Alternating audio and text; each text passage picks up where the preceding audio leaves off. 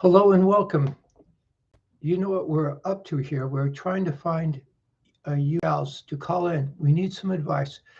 We want to know how much money you need if you have a household budget, you have a couple of children, 2.2 children as they used to say, and a hubby, and you live in a 1950s house, a three-bedroom brick house on a half-acre lot. And how much of a budget would you need to get the shop running? If you can come up with that number, if you can come up with a figure, what you spend now and what you would spend then, you ask the guys how many hours they have to work in order to come up with a budget, and you're back in business. Home economics. Home economics is the smallest economic thing. Let me remind ourselves: 10-year-olds can't pay for their mommies. Mommies can't uh, take care of their children and go out and work in that sense of the word. And hubbies can't take care of the children, stay home and go out and work a job that way. The word job has more than one meaning, doesn't it? A household, a mom is a profession. Being a home economist was considered a profession, and they threw all that out. They're the ones who got everybody out of poverty and into plenty. That's how you get a huge middle class. This is how you get everybody out of poverty and into plenty. There's poverty, and the absence of poverty is a household unit, a living room to live in, and a dining room to eat, and a kitchen to support the dining room, and a big American car in the garage, that sort of thing. By the way, I think it's 9 o'clock in LA, and I think it's about 5 o'clock in the evening in Great Britain. I hope someone in Great Britain will call in. I'm sorry you're going through all that. I'm sitting here watching it. This is coming to you from Tucson, Arizona. And the same rules apply. You straighten yourself up, and you're in a sense a yank. And it's the same. You're normal, well-adjusted, which is not a natural thing. You will the good of another person. You do it because Christ rose on the third day. It's a religious thing. It's a Catholic thing. Actually, the laws come out of Great Britain. Well, they come out of the Catholic Church, but most of the hotshot books that people use came out of Britain, Blackstone or things like that. Judges wear black robes in the United States because Catholic priests 500 years ago in England wore black robes. Natural law and positive divine law and fancy names like that. In other words, a priest is a good guy and the pimp is a bad guy. And a human being has a sense of original sin. Forgive me for this. You close your eyes, you fantasize about the gals, you place those thoughts inside of getting the gal pregnant, you become normal and well-adjusted. You start a family. And that turns into a normal supply and demand curve. It turns into a judicial court. You're a good citizen, then get a husband, get a good father, and that's how you get a large middle class. On the other hand, you separate the act of sex from the act of getting the gal pregnant, and you start to hustle people. They don't lie, they just don't tell the truth. That's all over this. That's what society is right now. It was an era of people who hustle. And so that another word for that is called malice. And it was the Brits were exceptionally good at putting this down. That's a crime. That's what militia says. It was an act of malice. They're hustling, and that was illegal. Go on the other side, and you favor the good guys. And that was how those Brits, you guys spent 100 years building those beautiful cathedrals and that sort of thing. They threw it out, didn't they? And look what happens. Every Muslims want to take over the place, and every group there is want to take over the place. It's quite a shtick. Let me come in and I'll declare myself whatever it is, and then I'll win in the election, and then I'll start passing laws that say that you have to do what I say now. The meaning of life is the passions. The meaning of life are my passions. I am the meaning of life. I am God. You can go, not you, we want our girl in Tollesbury, England to call in, and San Diego and a few other places, and say enough is enough. I have a child. I have my 10-year-old. I can't do this anymore. I can't put her in a daycare center and go work in a factory. Between rent and childcare and everything else, it doesn't work out, and it's not going to work out. And the same as with Guy. You notice that gal is thrown out completely outside of society. And the same with a guy. If you have a job, a plumber is a job. A guy who buys property and rents it out to other people, that's not a job. Most of the university professors here in Tucson don't have jobs. They have consuming, that's the consumption society. A mild example of that would be professional athletes. Professional athletes don't have a job. And so you in this society, you can't have professional athletes. You would have a professional mom, a home economist. And once the child gets into a school, her working life, that's her working life. She starts to have recreation time, and it's her time to go out and play tennis. And so you would have a professional citizenry, a professional home economist, and amateur athletics. Where you have to come up with some plan. You know what to do, what's wrong, what to do about it, and how to do it. And the first thing is to gather a gang. So I'm hoping somebody will listen to this. We've been going on the air at 4 o'clock Tucson time, in Saturday afternoons, and 10 o'clock Tucson time here in Tucson. And hopefully we would get a gang of people. You're a young girl, you have a child, you don't know what to do. We call in on the chat. How much is the budget? This is what my expenses are right now. Here in Tucson, it costs about $900+ for daycare to have somebody else raise your child. And it's about $1,600 for a one-bedroom apartment.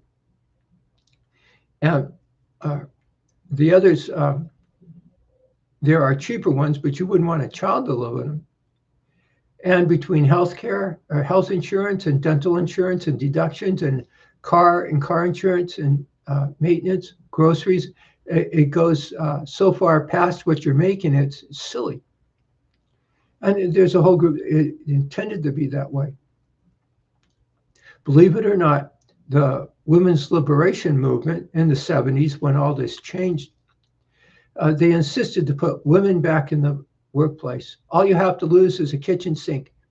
And they insisted that you were going to put your child in a daycare center and go off and work in a factory or something. And if you look back, you'll realize that they had no intentions of doing anything like that. The truth of the matter is they were just cashing in on everything.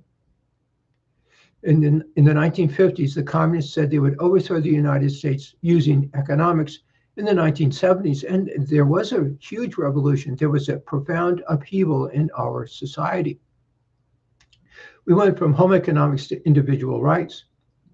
And at the time, they had reached a fork in the road. All they had to do was to get onto a maintenance level. They had a choice. They could either get onto a maintenance level and increase the amount of people in the middle class and that sort of thing, or they could pig out. They could have moved in the foothills and become the upper class in a peasant to property class society. And that's what they did. When it comes to women, to make the example, they would say we're starting to discriminate in favor of women, and that's not true. They started to discriminate in favor of women who were malicious and against women who practiced virtues. If you know what a Baltimore Catechism is, and you have some time in between commercials, if you're watching television or something, take a Baltimore Catechism and a pencil and paper and write down the literal opposite when they talk about virtues and doing this and that. And you'll know how to manipulate and intimidate people. This, just to get out something neat, excuse me. Just to get out something neat, you can use music.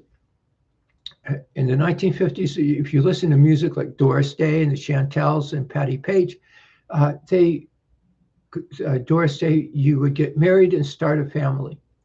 And there was this association of being normal and well adjusted. The United States was legitimately trying to follow in the footsteps of Aristotle and Socrates, having the ideal world. In the movies, they were the ideal woman and the ideal man. And then the toggle switch was flipped from Doris Day to Marilyn Monroe.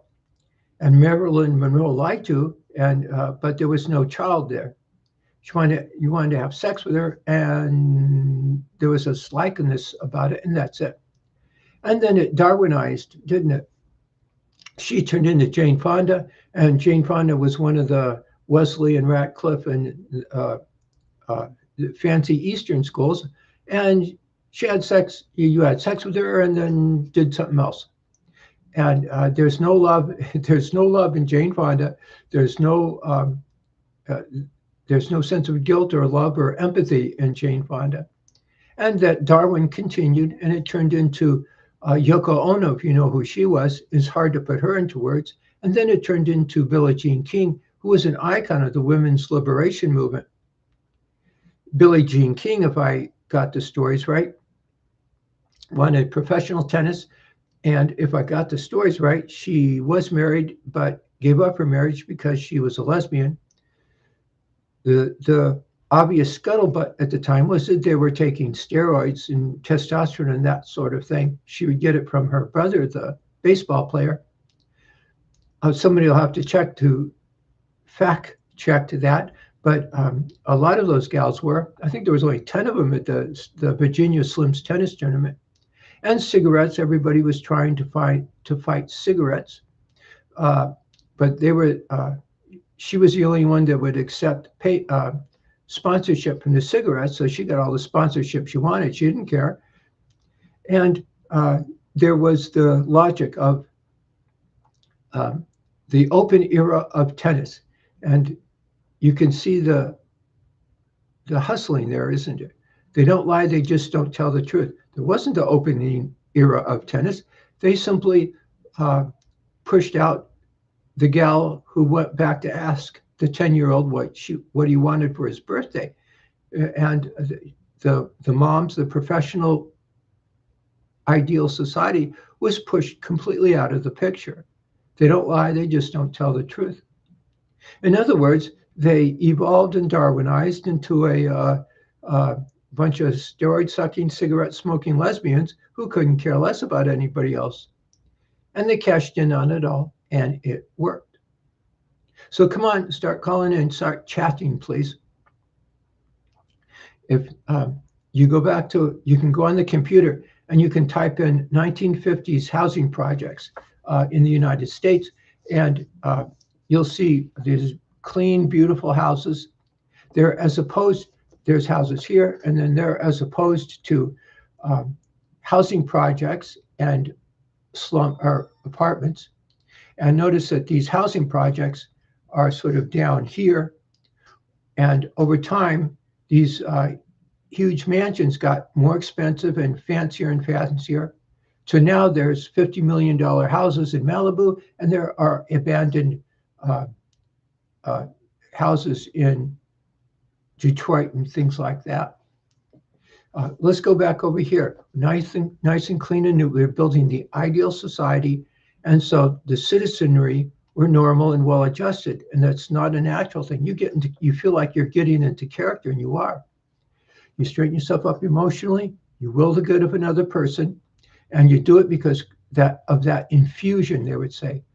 Christ rose on the third day, the real presence of Christ in the Eucharist, the thing that sort of binds it all together.